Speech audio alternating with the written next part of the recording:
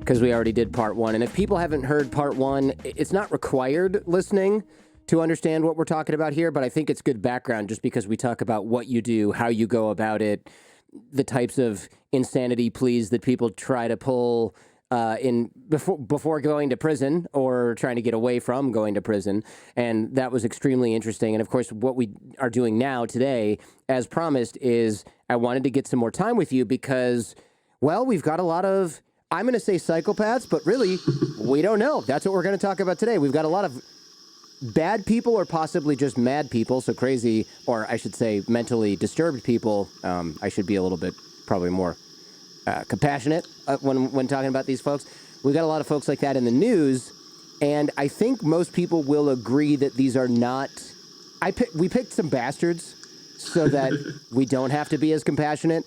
Let's start with Anna Delvey. So for people who don't know who she is, I followed this like crazy.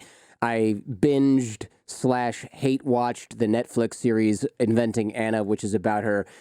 How do we sum her up, man? She's a con artist that ripped through New York pretending to be a German princess, which in itself is hilarious because she did not have a German accent. And it was really obvious, even from anybody who started a stereotyped German accent, that this was a Russian accent and not a German accent at all. And then she just ran through and conned investors out of money and didn't pay for hotels and conned her friends out of money. And it wasn't very sophisticated. And yet somehow she managed to scam people out of hundreds of thousands or possibly millions of dollars. She certainly came across as very credible. I think that's the thing that stands out to me, comparing her to most your average kind of con artist, is that people believed her. You know, many people believed her over a long period of time. She had all these lies about how she had this massive trust fund. She was very rich, but she couldn't access the money because she was in the States. So you've got to give her props. There's got to be something about her personality and her presentation that she's just able to convince people. There does have to be something, and that's the thing. Of course, what I did as a guy or as a human, the first thing I did was look her up, and I went, this very not special looking, not particularly friendly looking, not very bubbly looking, not fun looking. This is just a person that doesn't look interesting, doesn't look special at all in photos, somehow managed to, in person, be so charming and so disarming that she managed to con people out of all this money in New York. This isn't like she didn't go to some small town where people trust everybody at first glance and get people to drop off a couple $100. She conned notable bankers and investors in Manhattan who you'd think would have enough street smarts to be like, nope, not this one. And she just ran over them. It was unbelievable. What's going on here? So the thing that really stood out to me when I first heard about her and her personality traits was that she could potentially be a psychopath. So you've already mentioned psychopath in this call. I think it's often overused and overdiagnosed. It is, yeah. So I'll tell you very briefly what a psychopath is, and then I'll tell you why I think she fits into that profile perfectly. So psychopaths, I think we did talk about this briefly, didn't we, in part one? We did, and I've done a bunch of shows about psychopaths, but here's the thing. People might have listened to it a month ago or never, so we can go ahead and redefine psychopath just in case this is someone's first time hearing it or they need a refresher. I could use it myself, frankly. I mean, and you're right, we do overuse this term. It's like nowadays you see somebody put too much salt on their food or put, I don't know, too much hot sauce on a burrito, and it's like, what a psychopath. This guy's weird as hell. It's just, we've completely lost all meaning of this particular word, diagnosis, definition, whatever. So I think that people assume that it's anybody who's either a bit unhinged or anybody who's aggressive. And I think the term psycho is often kind of misconstrued with psychotic, which is completely different. That's, a mental illness. A psychopath is an extreme personality disorder. So psychopaths are impulsive. They completely lack empathy. They kind of see everybody as an opportunity to take advantage of. So they might be close to people, they might be married, they might have kids, they might even have friends, but they see everybody as like a stepping stone to achieve something. And I think that perfectly sums up Anna Delvey, because she even conned her own friends or people that she seemed to show affection towards, and she even ripped them off to the point that I think one of her friends helped in the sting operation that got her arrested. That, to me, typifies a psychopath. So anybody else who just might be antisocial, might be a nasty piece of work, or your average con artist will not necessarily will have empathy towards people, and they'll show love and affection towards people that they're close to, whereas a psychopath just can't do that. Interesting. So if I'm friends with a con artist and I've known him since middle school and he's just a son of a gun, he may not con me, or if he does, he'll feel really bad about doing it. But if we go to Walmart and he tricks them into giving him a bunch of the money out of the till, he's just going to say, screw it. It's a big company. Who cares? And that's good old con artist buddy from middle school. So I see. But a psychopath just says, screw it. If I'm able to con you, you deserve it, and I can't even feel bad about it, and neither should you. Or who cares how you feel? Yeah. And everybody in their orbit is somebody that they will happily rip off or take advantage, not necessarily rip off, but take advantage of. And that's why psychopaths tend to, they usually have quite a lot of friends, but they change their circle of friends. It's always very fluid, because once they've kind of squeezed everything out of you that they can, then they move on to something else. There's no reason for them to hang out with you or to be friends with you anymore if they can't get anything from you. Well, also, I would imagine if you join my circle of 10 close friends and you screw over one of them really bad by taking their car and selling it illegally, we're all going to find out, and none of us are ever going to talk to you again. So then you've got to go use your charm on another circle of friends until you do something stupid or psychopathic and ruin that as well. So it's funny because, of course, whenever I hear about these things, I start looking at people and I'm sure you hear this all the time. You start looking at people in your life who did you dirty or did someone in your circle dirty, and you're like, what happened to that person? Are they still going from person to person or circle to circle and just burning it? And then, and I have people I've known like this where now it's like, why is so-and-so living in Thailand now? Oh, let me guess. He's out there meeting new people to rip off, and then he's going to buy a ticket to Hawaii and stay there for 6 months until he's run out of town. And then he's going to buy a ticket to China and get in with the expat community there until people find out he's a no-good leech. And I see these guys, and it's been 15 years since I've known them, and I look at their Facebook profile, and they're still they still appear to be doing the same crap.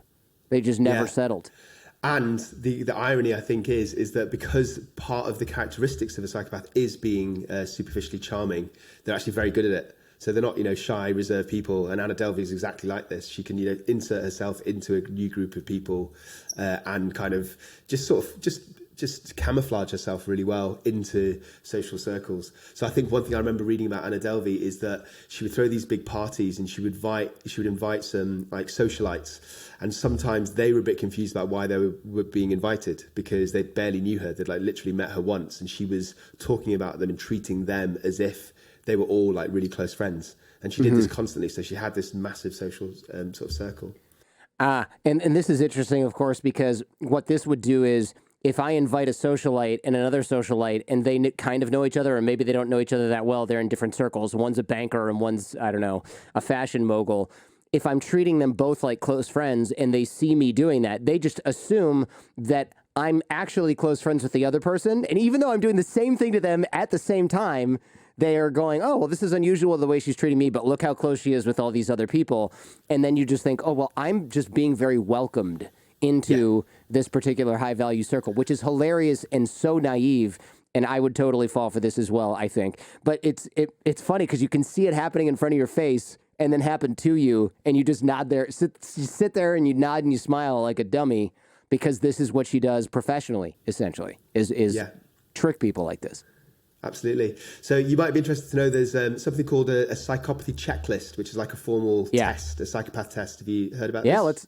Is it the PCLR or something like that? Yeah, PCLR. So that's psychopathy checklist revised. So it's got 20 items. I won't go through them all, but I've picked out a few that I think do the fun ones. Really show. Okay. So got a little note here. So just so your viewers know, what happens is that you score somebody from 0, 1, or 2 on every single point. And so you got a score range from either 0 or 40. And there's a cutoff point. So in the UK, it's 25. In America, it's 30 to become a clinical psychopath. So that's the kind of test that forensic psychiatrists such as myself would use. Obviously, in real life, we'd get lots of different information from different sources. So the patient would usually be an inpatient in a secure unit and would have all of their medical notes, history, like hospital notes. We might even speak to their family members, speak to them, obviously, maybe even speak to their victims. So we get lots of information from lots of different sources together. get as much coverage as we can. Obviously, I can't do that with Anna. Yeah, you can't do that with Anna. But this makes sense because I always wondered, and I've actually taken the PCLR on another show that comes out after this one that's specifically about psychopaths. I think it's the American version, although I'm not sure. I'll leave my results as a surprise, but or a not very surprising thing, or a not very surprising reveal. But the idea that somebody would answer these honestly if they were actually being analyzed, that was what sort of bugged me, because I'm thinking, who goes, yeah, I'm sexually promiscuous and I have behavioral problems and I always have as a child. And yes, I have a very parasitic lifestyle and I don't feel empathy. I mean, you just never answer this. You do have to, it seems like you do have to get this from their partner, mom, dad, childhood friends, people that they live and work with. Otherwise, you're never going to be able to assess this person because, of course, they're going to lie to you. Why would they tell you the truth? They're a psychopath. Maybe. I think you're right in the vast majority of cases, Jordan. I think I can think of one or two cases where I felt that a psychopath has been truthful. And the reason I think is because they've been stuck in either the prison system or within psychiatric units for most of their adult lives to the point that they actually want an answer. So they've probably been used to being slippery and a bit crafty and potentially lying to clinicians for years. And then, 15 years down the line, they're like, look, I'm still in and out of prison. Maybe there is something in this. Maybe I am a psychopath, and maybe it would be helpful to get that diagnosis so I get the right sort of treatment form. But it is very rare. It only happens very occasionally. Let's talk about some of these what characteristics of a psychopath. Cool. So the ones that stand out to me immediately are sort of being glib, being grandiose. So that's, thinking of yourself highly compared to others, like a need for stimulation. So like constantly being bored, pathological liar, being cunning and manipulative. So all of these are absolute barn door Anna Delvey. And then you mentioned one yourself, actually. There's a parasitic lifestyle. So they leech off other people. Yeah, it's usually financially, but it can be in other ways. It can be sexually. It can be in terms of status. Lack of remorse, a callous lack of empathy, all of those things. And they don't have to be violent, right? This is just somebody who sleeps in your house and doesn't leave and eats your food and never pays, and then borrows something without telling you and maybe sells it, and then lies about all of the above, and then talks about how they have these giant plans. I mean, Anna Delvey's thing was she was going to start some art center or whatever, and she wanted to buy a building, and then she lied about actually buying the building to get the investment money from the other investors, and it's just a whole bunch of nonsense. They don't believe this stuff, though, right? They don't believe this. They're just lying to get their way, and they don't care about the consequences. Is that accurate? So I'm going to address a couple of things there. So first of all, about whether they have to be violent or not. So you're absolutely right. They don't have to be violent, but they do tend to be quite criminally versatile. So even if they're not violent like Anna Delvey, they are good at having lots of different schemes. So some of it might be like literally stealing, credit card fraud. Some of it might be stealing cars. Some of it might be like sexual offences. So they tend to have a history of not very serious offences. I'm not talking, attempted murder or murder generally. There are some exceptions, obviously, but they have like a history of lots of repeated small kind of offending. And then your second question was whether they believe it or not. So I think when they tell a direct lie, then they don't believe their lies. They know that they're lying, so they're in control of their actions. But I think they have this almost delusional self-confidence. So somebody like Anna Delvey, I imagine that even though she knew she was lying about being a German heiress and having access to the trust fund, I think on balance she probably had enough confidence in herself that at some point she would make all this money, and at some point she would become this kind of successful millionaire entrepreneur. So she doesn't believe the lies, but she probably believes in her own hype a bit too much. Wow. I wonder what percentage of entrepreneurs actually have a lot of these same characteristics, possibly are psychopaths, and have just been successful in what they do because they did think big, and then they did create the killer app that changed the world of, transportation in some way. And now they feel, of course, like they are this genius that made it happen, right? Like, what's the real difference between a psychopath who's delusional and a psychopath who's just a really bad leader is the level of success they've had in whatever endeavor that they've tried. Yeah. So it's like a self-fulfilling prophecy.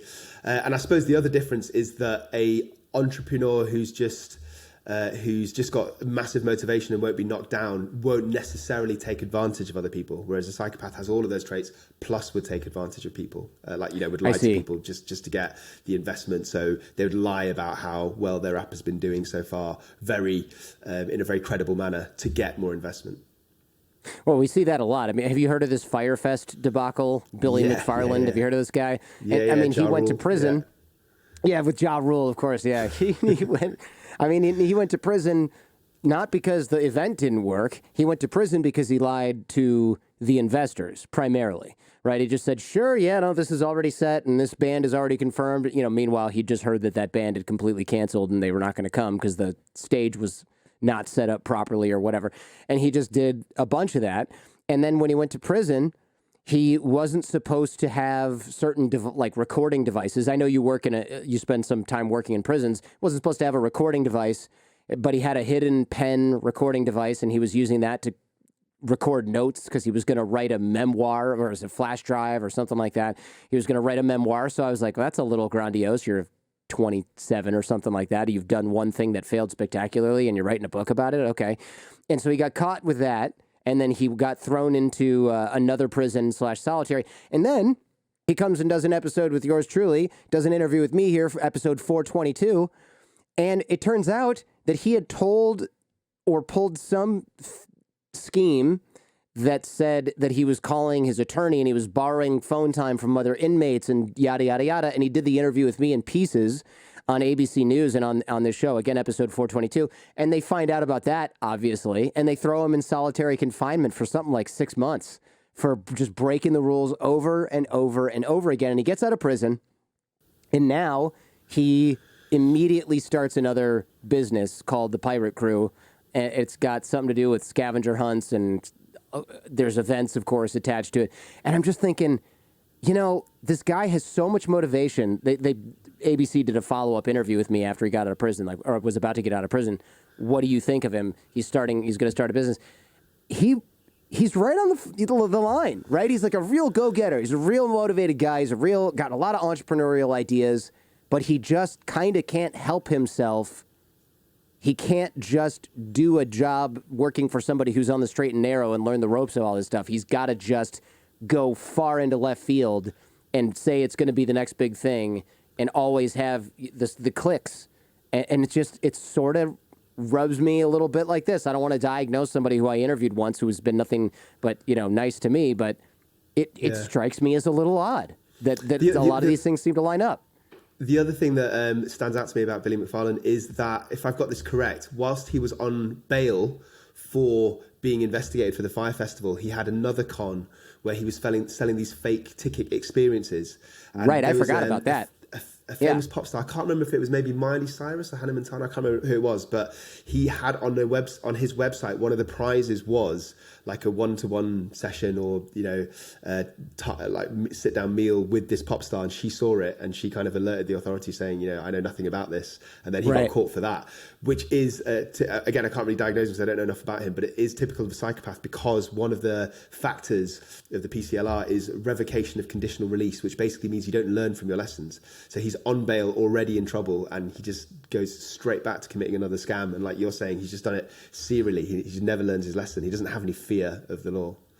Yeah, there's a famous quote from him, "I'm not going to jail." And, well, we know how that worked out.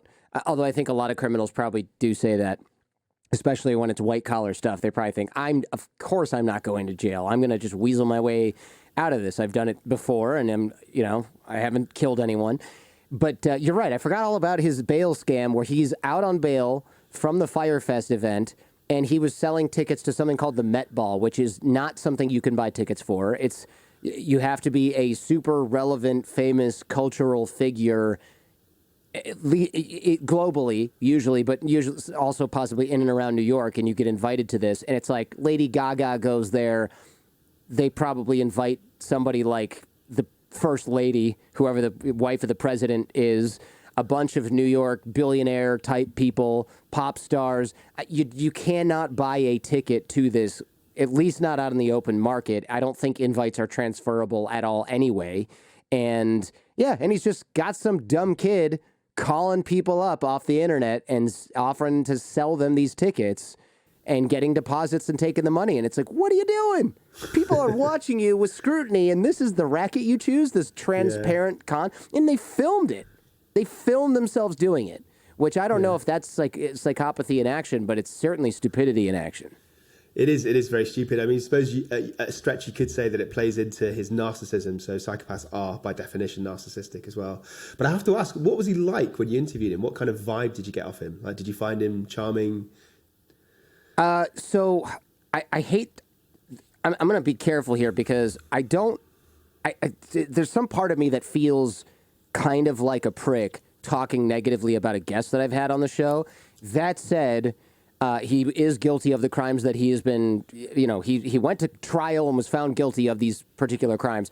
And I think my honest opinion here, and a lot of people have asked me about this, is, and I said this even in the episode, the first couple of calls, because we had to do the interview over a series of calls, because again, it wasn't even supposed to be allowed. It was just a series of calls that I think he said were with his attorney or something like that, or personal phone calls.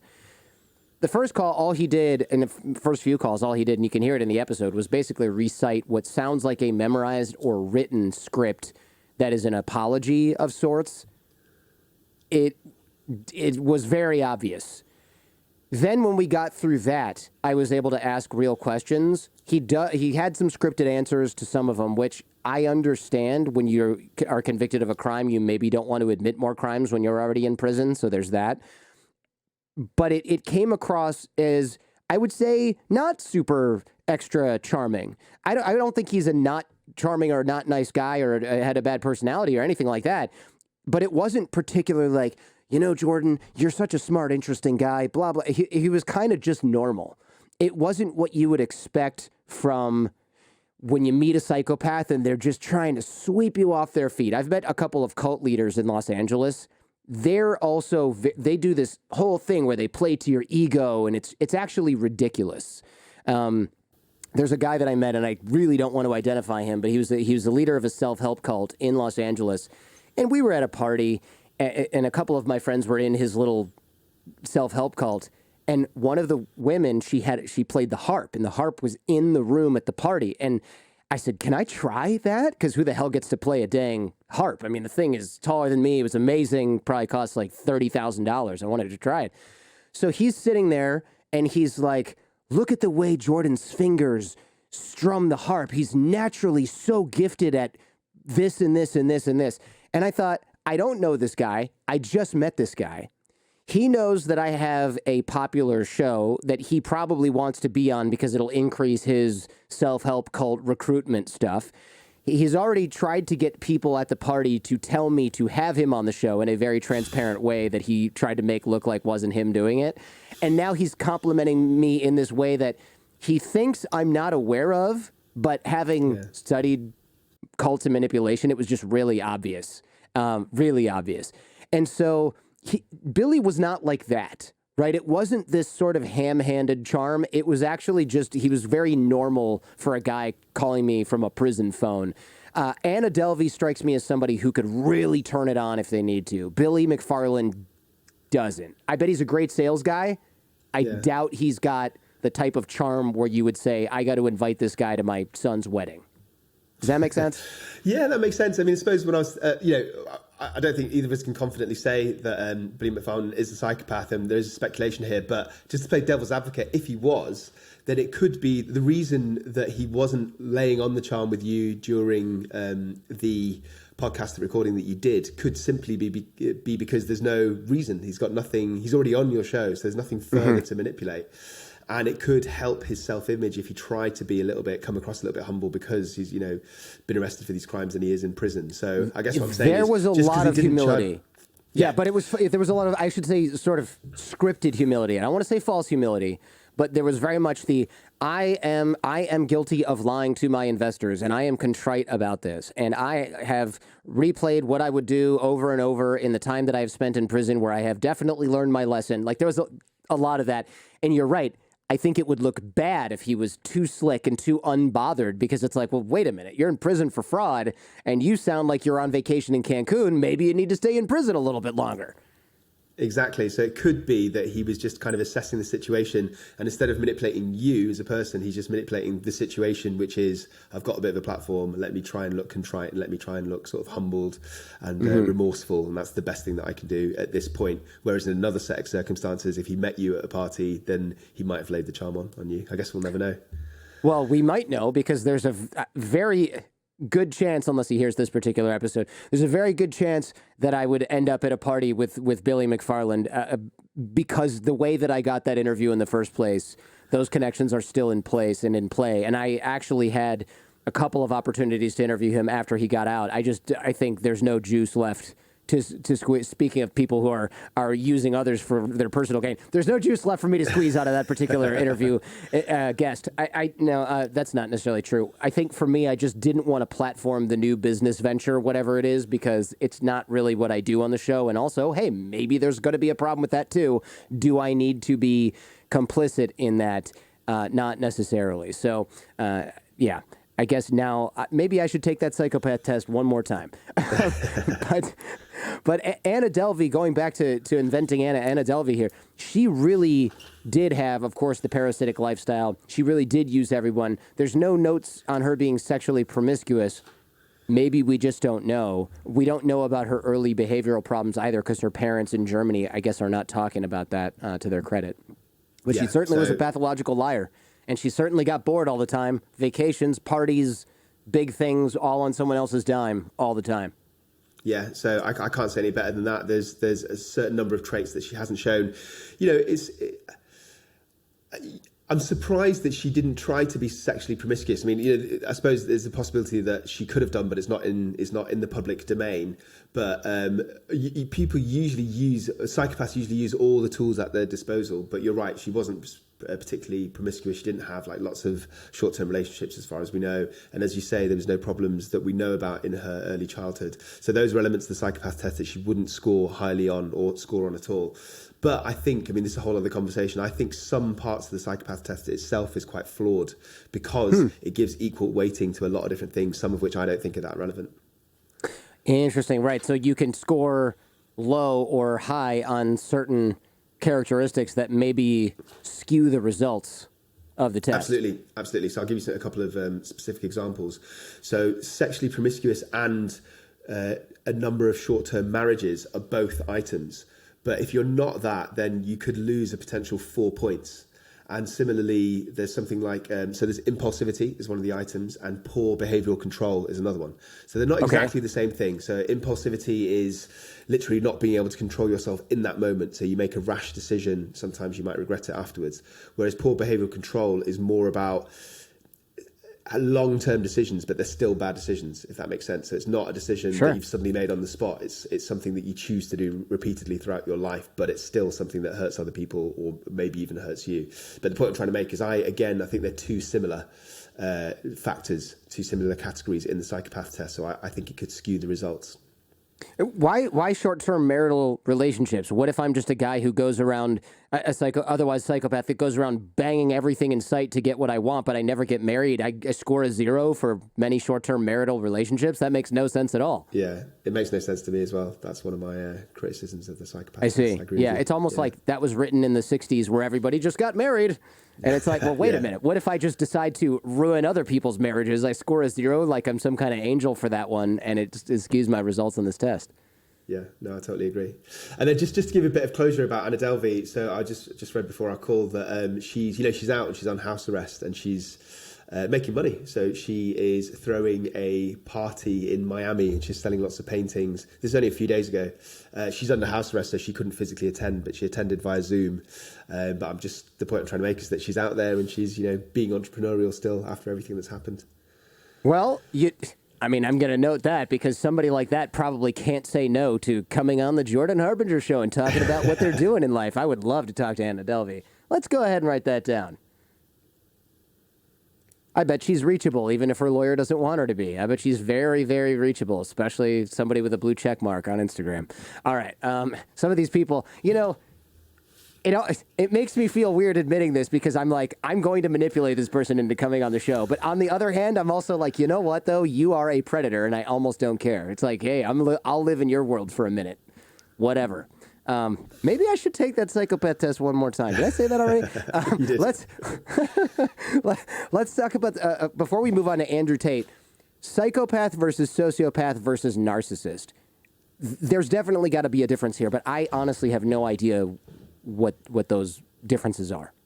Okay, I can answer that question. So I'll start off with narcissist because it's probably the least complex of those three diagnoses. So a narcissist is somebody who's quite sort of grandiose. So they have an inflated sense of being important. They're very critical of other people and they're quite envious.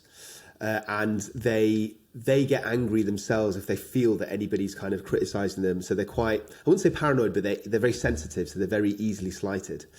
So a psychopath is all of those things. So all psychopaths are narcissists, plus they are conning and charming and manipulative. So Gotcha. Narcissists are not necessarily those things, but if you put the narcissism plus the ability to con other people and the charm to do it, all of those things together is a psychopath. Gotcha. Okay. And we did a big double episode on narcissism with Dr. Romani, episode 742, 743. Those were hugely popular. Once you listen to those, you will have a full primer on narcissism. But yeah, you're right. Psychopathy has that almost additional element of just extra horrible predatory behavior on top of the grandiose me behavior of a narcissist. And what about a sociopath? What is that? Because I've had people write in and yell at me that we don't use the word psychopath anymore. 1-star review, your show sucks because you're not supposed to say psychopath. It's derogatory. And here we are. No, I completely disagree with that. So psychopath is a clinical term that is used in like forensic psychiatry, for example. Sociopath is more of a social term. And psychopath is defined. So I've already told you about the psychopath test. So if you asked 10 forensic psychiatrists what a psychopath is, all of them will say pretty much the same thing. Whereas sociopath, because it's a less formal phrase, if you ask 10 different people what sociopath is, you might get slightly different answers because it's not as well defined. But the difference is that sociopaths tend to, they're a lot more reactive and they're a lot more impulsive, so they can't contain their emotions as well as a psychopath can. So if you piss off a psychopath, then they will wait. They won't react necessarily at that time. They will sort of harbour onto this resentment and they will wait for the best time to get their revenge. So their revenge is a dish that's definitely served cold, whereas a sociopath is a lot more likely to snap at that moment. They can't contain themselves and they can't sort of plot their revenge. And I suppose another difference would be that a psychopath's really good at slipping into society. So again, going back to Anna Delvey, she's really good at being a chameleon and being and presenting herself however she needs to be so that she can carry on kind of going up the hierarchy of these socialites. Whereas a sociopath is not very good at doing that. They tend to live on the fringes of society. So they tend to be, like gangsters or thugs or people that don't fit in. So they're sociopaths are easier to spot. Psychopaths are far slipperier. Gotcha. Okay.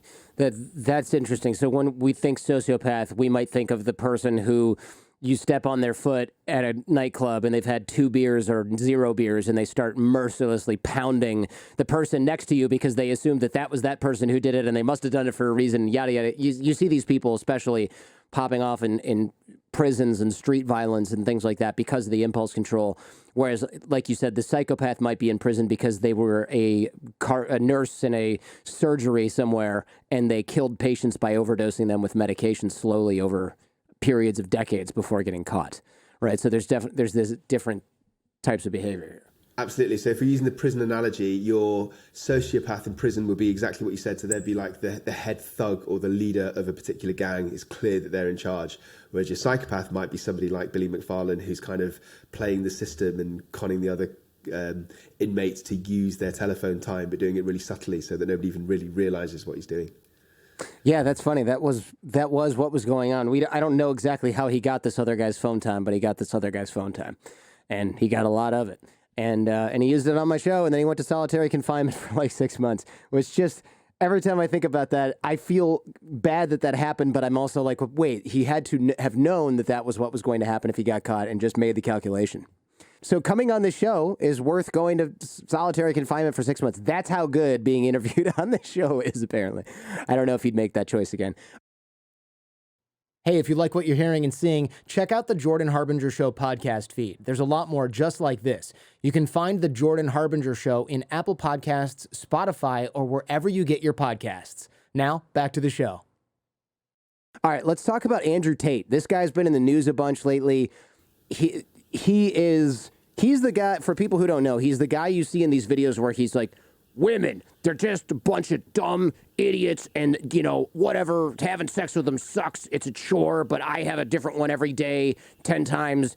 And, you know, I'm rich and I talk about being rich. And if you think that having nice cars is something you should talk about, it's because you really don't have enough nice cars. Because I look at my cars, I show, I don't tell. You've seen him.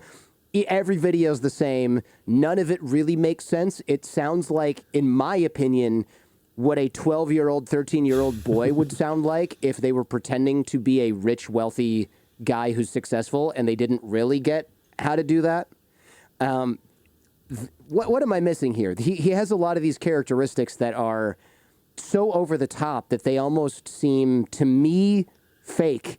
And I've had to ask numerous friends who know him in real life what he is like. But I'm going to save that for our discussion here because I want to hear what you think first. Okay. So there's a few things that stand out to me about Andrew Tate. One thing is that he actually was quite a successful kickboxer. And he won a couple of championships, and that's not easy to do. You know, the amount of time and training, lack of fear, courage, physical fitness you need to become like top of your game is actually quite impressive. So whatever you say about him, and there's a lot of bad things to say about him, he's somebody that clearly has a lot of discipline and motivation.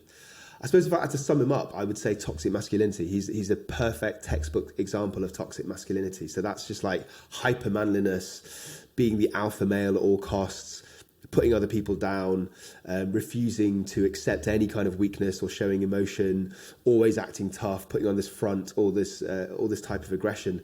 He's literally, the definition of toxic masculinity. As to whether he means everything he says, I'm not sure. I mean, he says it with a lot of conviction,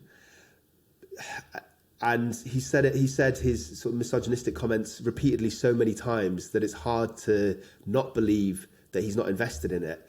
But at the same time, it's made him famous, hasn't it? And it's also earned him a lot of money. So I believe he has these different websites, these like manliness websites. And at some point he was like selling cryptocurrency, and he had some sort of, I don't know if I call it a pyramid scheme, but at least a scheme of recruiting where he would get other people to recruit others to his website, and he would charge for like the privilege of being on the website, and he made a lot of money from doing it. So where I think it's really hard to know where to draw the line. How much is it is his actual misogynistic beliefs, which I 100% believe he has, and how much is it of him saying what is the most outrageous thing that I can say, because it's obviously working for me, and if I can say something that tops the last thing I said, I'll get another TikTok video out and it will get tens of thousands or even hundreds of thousands of views, and it will drive traffic towards my website, and it will make me money.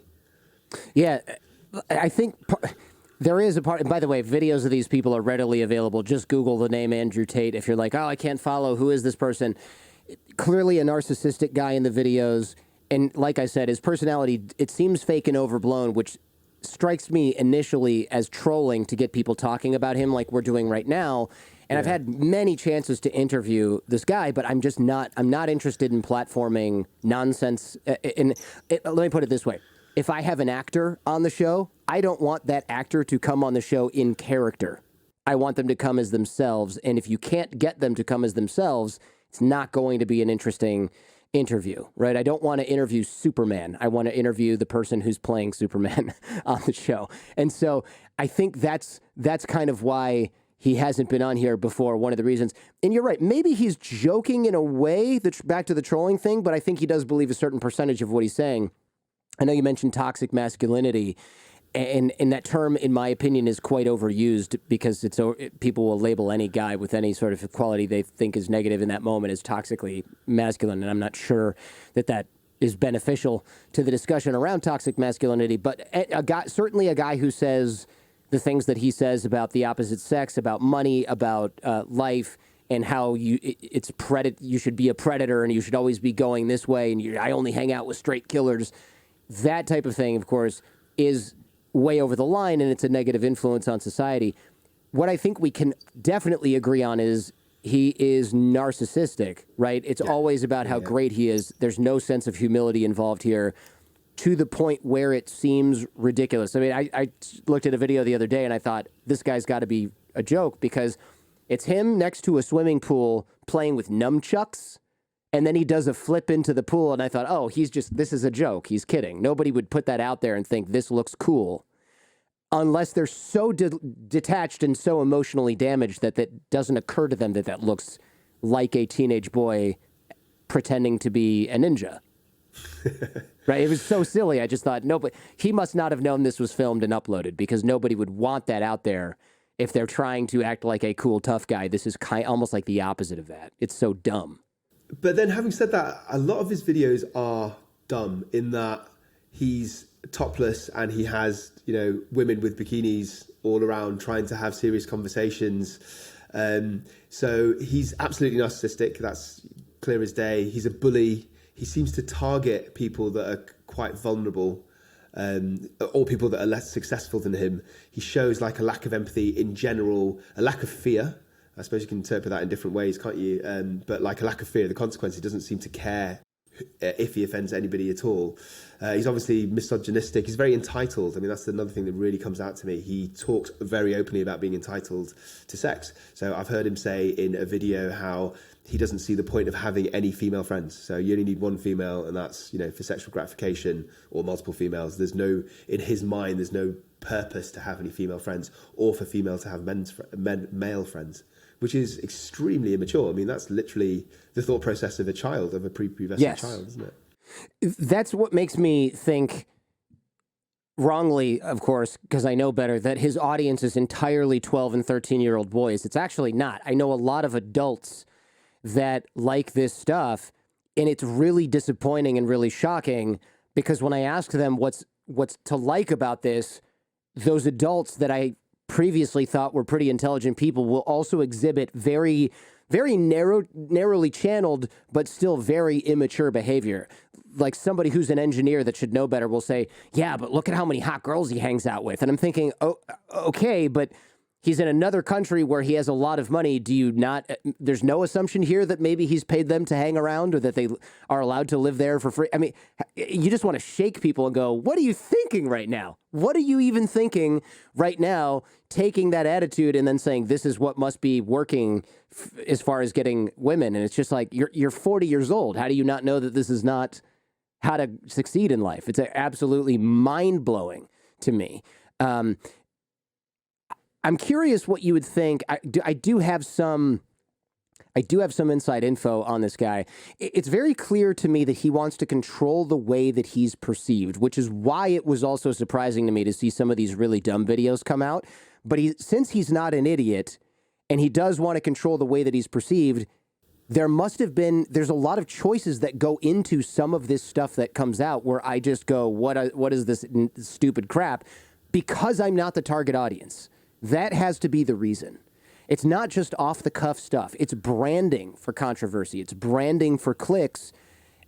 And it looks like he doesn't care what people think, but whenever I meet guys like this, they're always hyper concerned with what other people think about them. The whole I don't give a fuck people, those guys, I don't give a fuck, they give all the fucks. These guys always give all the fucks. That's all they have, are fucks to give about how everyone views them, which is probably the root of the problem in the first place. What do you think? Yeah, okay.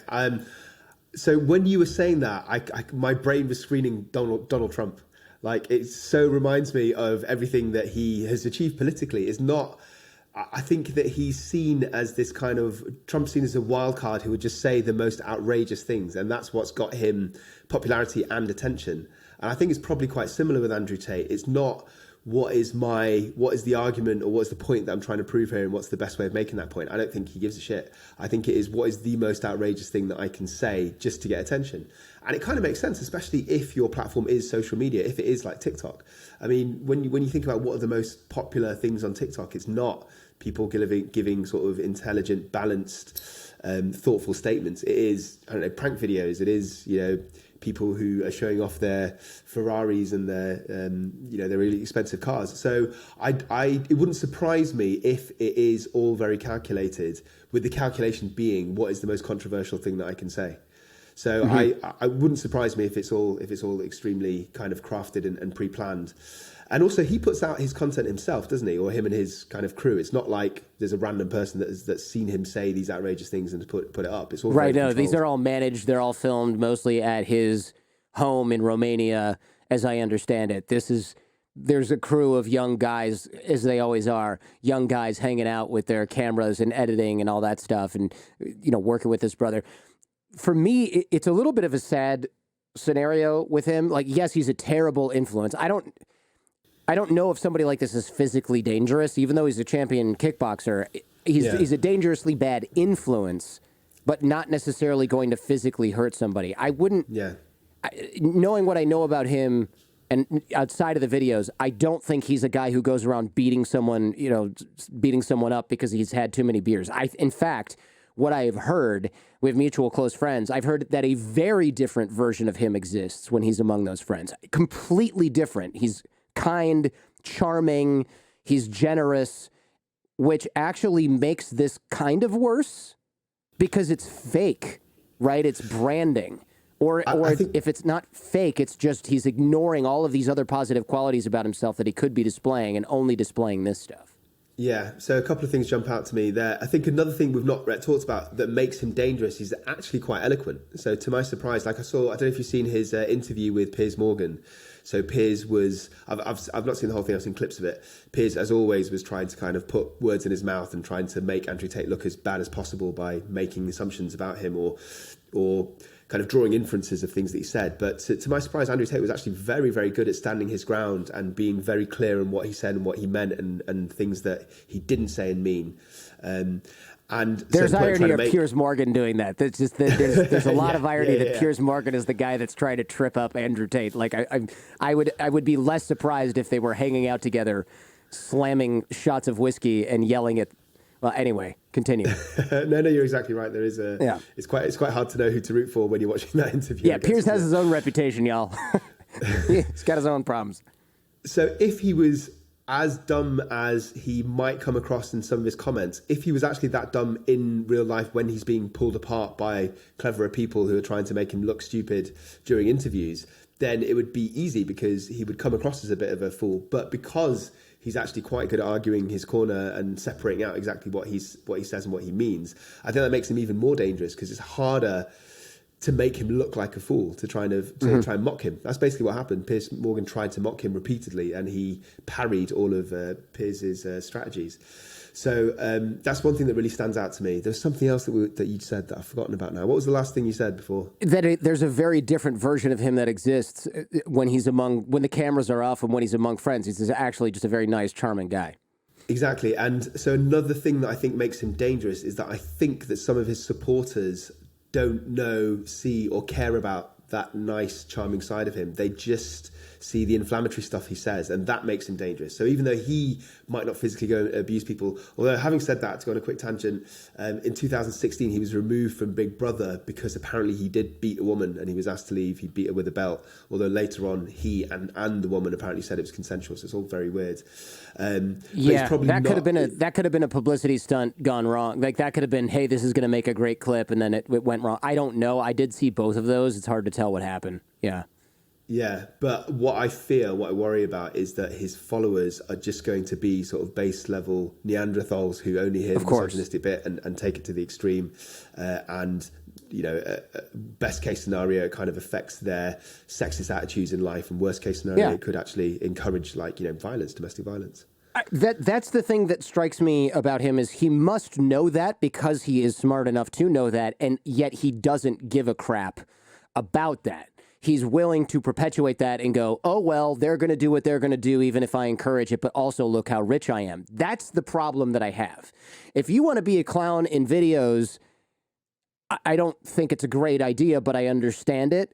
But if you want to be a clown in videos that make people worse and your justification is, oh, well, I'm making money, screw you, I've got mine, that's bad because you are now a predator of other people regardless of how you feel, especially if you're not really that guy in real life and you're just doing it for money.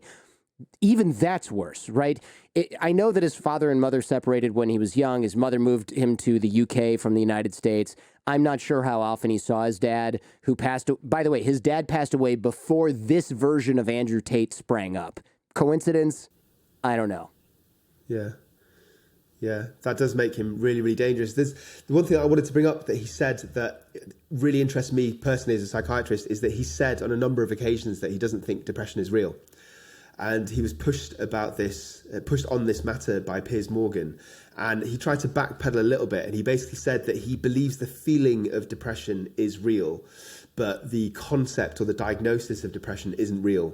And what I think he meant by that is that he doesn't like the position that he believes some people take, which is that depression is something that happens to me and they don't take responsibility and they don't try and turn their lives away and control their own kind of destinies.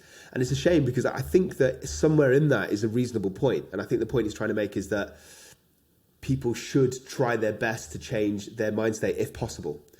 But the way he says it is so toxic and so sort of just horrible and hostile that I think it's lost in the message.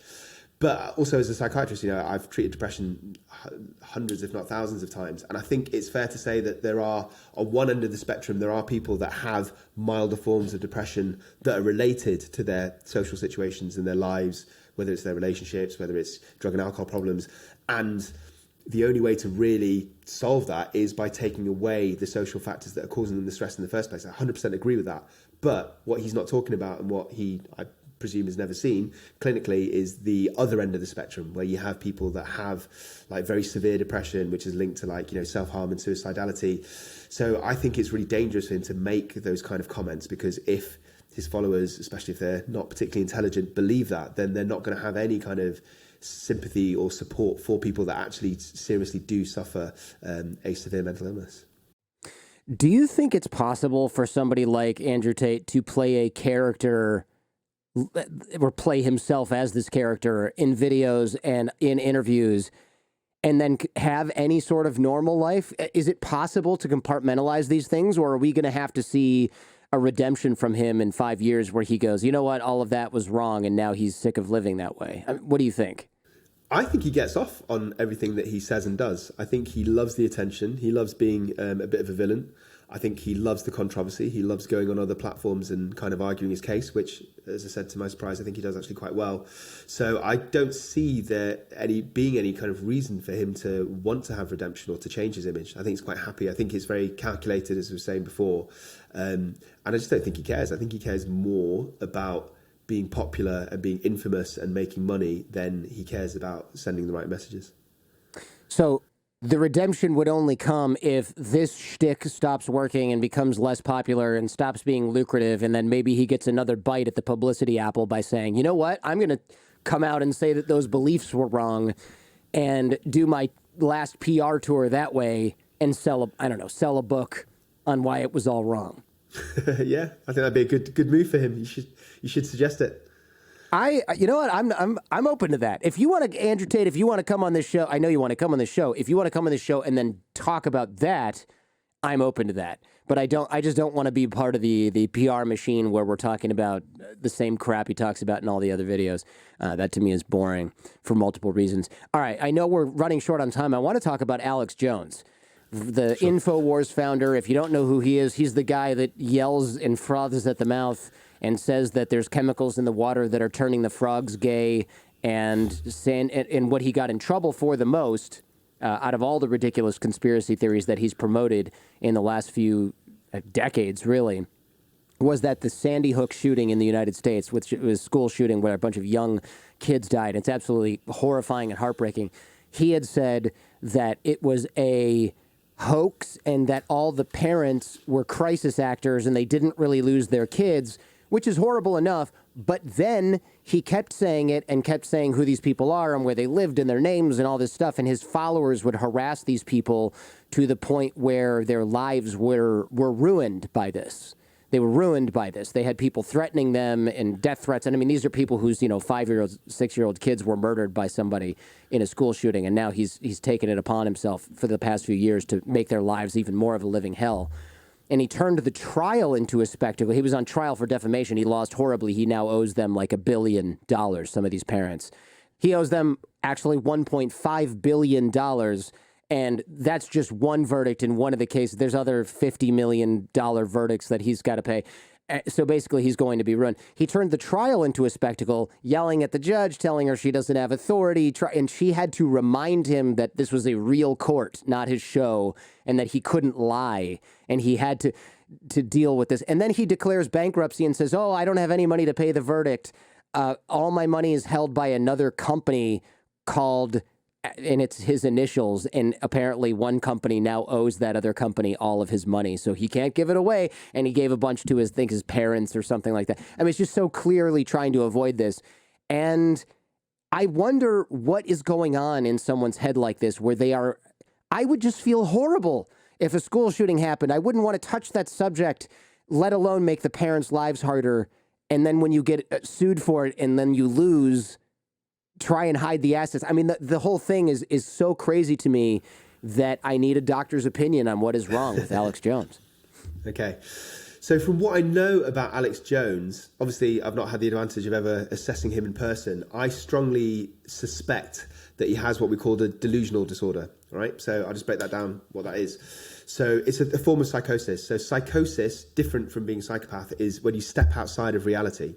And usually it comes in two different types of symptoms. So there's hallucinations, which is hearing or seeing things that don't exist, like hearing voices, and delusions. So delusions are fixed thoughts that don't make sense, that don't come from an understandable place. So, for example, like an extremely right-wing religious idea isn't a delusion necessarily because it's in keeping with your culture and what other people around you think. So there's different types of psychoses. The most famous one will be schizophrenia. Schizophrenia is associated with like a cognitive decline and a lack of function. Affects about 1% of the population. Delusional disorder is really rare, so it's about 0.1% of the population. And you have these delusions that are kind of borderline bizarre. So they're not quite based in reality, but they're not absolutely completely crazy. They're not like talking about shape-shifting aliens, for example. And I think Alex Jones has this. So which he will talk. He does talk about things like that, like that certain people are lizard people, and that they communicate. They crawl around in tunnels underground, and it's famous people. It's like Hillary Clinton is a lizard secretly. I mean, this is not. He is that not reality, is it? Unless he's making it up. Yeah.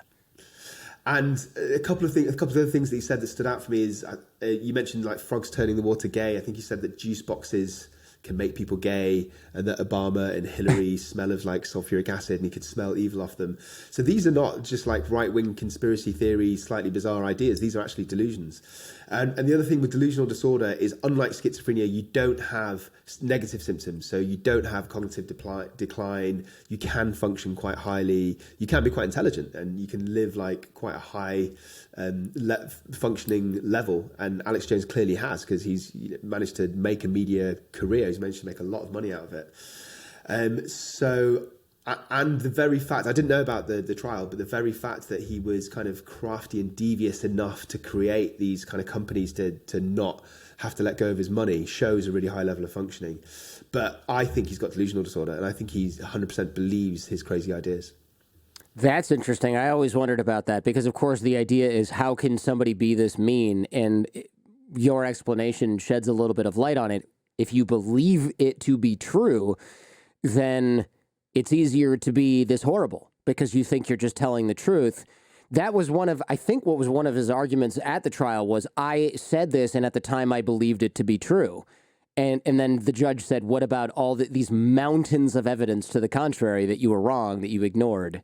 And, he didn't really have much of a way around that. But if he actually does have a disorder, maybe that evidence just goes in one ear and out the other, so to speak. Absolutely, but almost by definition, delusions can't be argued against with logic. So when you have somebody that has a true delusion, so I've met people who, believe that, I met somebody who punched me actually in the psychiatric ward, who believed that I was like a high school bully in disguise from years ago, even though we'd never met. I've seen people who believe that next door is a paedophile. I've seen people who believe the FBI are following them, and they're 100% convinced. And if you try and tell them otherwise, or if you bring evidence, they're not going to check the evidence. They're just going to assume that you're part of the conspiracy and that you're, that you tie into their delusional system. One thing that I was thinking about when I was reading up on Alex Jones is, I don't know about in the States, but in the UK, he would probably have been sectioned, actually. So for the mental health act to be committed, I think you'd say, so detained against their will for psychiatric treatment. the definitions are that you've got to have a diagnosable disorder, which I think he has, clear symptoms, and you're either a risk to yourself, to others, your others, or your own health. And I think you could argue that even though the vast majority of people that I would see are physically violent towards other people, I think you could make a strong argument that he is a danger to others just by spreading all this bullshit and this misinformation and having other people go over to the victim's house. I think that after that's happened, you've got evidence that he is dangerous. So I think he could have been sectionable in the UK. Really? Okay, yeah. In the United States, this falls firmly under free speech, even though it's absolute nonsense and craziness. And of course, the counter argument that I think his lawyers have had in previous litigation is, this is a performance. People know it's nonsense. No one reasonable believes this. But that's where he's got you, right? Because his audience is not made up of reasonable people. That's the whole point. It's made up of unreasonable people who believe unreasonable things. And the way that he makes money is by selling supplements that are supposed to, raise your testosterone and protect you against bioweapons and stuff like. I mean, it's just stupid, right? It's stupid prepper stuff that's low quality. And that's one of the primary vectors of him making all this money. And so he's kind of got a little. He fell in between the cracks of our system here because it's free speech, and he really can argue that no reasonable person believes this because the things he's saying are by definition completely unreasonable. But I think that he actually believes it, and I think that's what makes him slightly different from somebody like Andrew Tate, who I think on balance is probably kind of over-egging things because he knows that they'll be controversial. I don't think Alex Jones is doing that. So the reason I say that is because, again, when I was reading up on him, I read that when he had some conspiracies about 9/11 and he lost a lot of his fan base. He was on a radio show at the time and he lost like 70% of his supporters. And the radio producers actually came to him and said, I think you should retract all of this. And if you do that, then you'll keep a lot of your viewers, a lot of your supporters, and we can kind of make another type of show around you. And basically we can make you into a star. And he apparently said, no, I'm not going to do that. So in his mind, it was more important to spread what he I think probably believed to be true about these 9/11 conspiracies rather than have popularity as a media personality. That's interesting. Yeah, I found out about him probably 13 years ago because a cab driver in New York told me no Jews died on 9/11. This is probably 2009. And I said, what are you talking about? That's completely not true. I mean, first of all, New York, finance, a lot of Jews are in finance in New York. Surprise, surprise.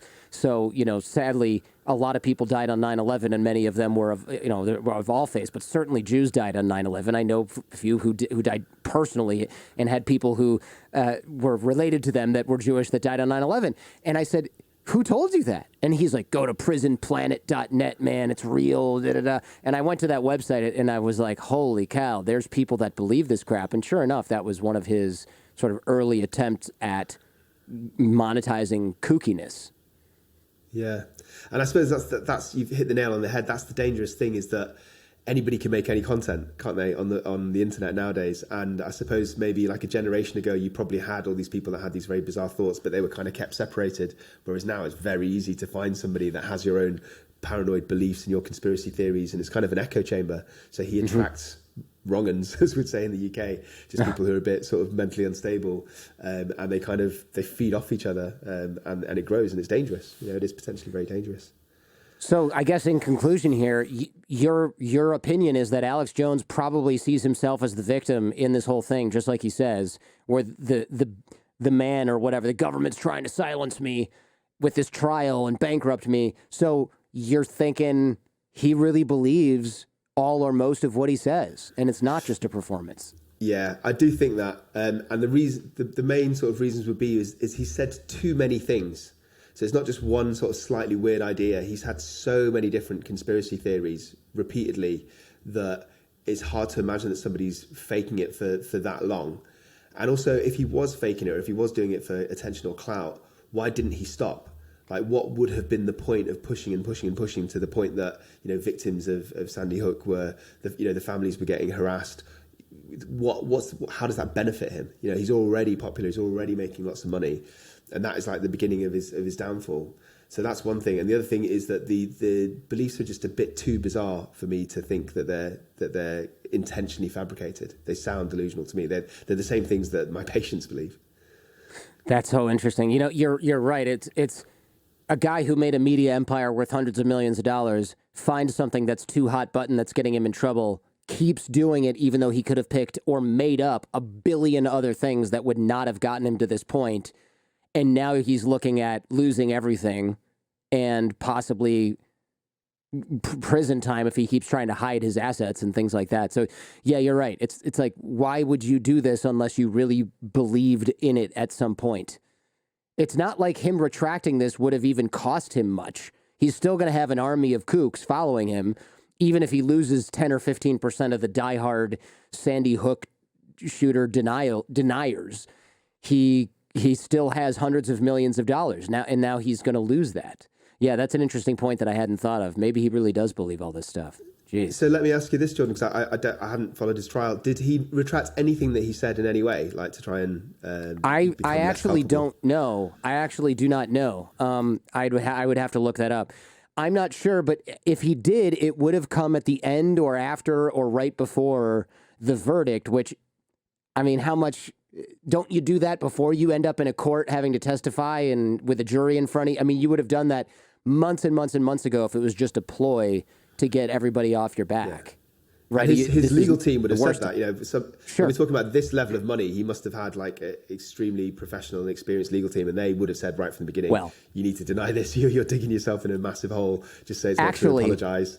Funnily enough, on that note, he actually had some of the dumbest and most incompetent lawyers that I have ever seen really? Do anything in a trial. And I haven't followed this trial closely, but one of his lawyers accidentally sent all of his phone content and communication, text messages and everything to opposing counsel by mistake.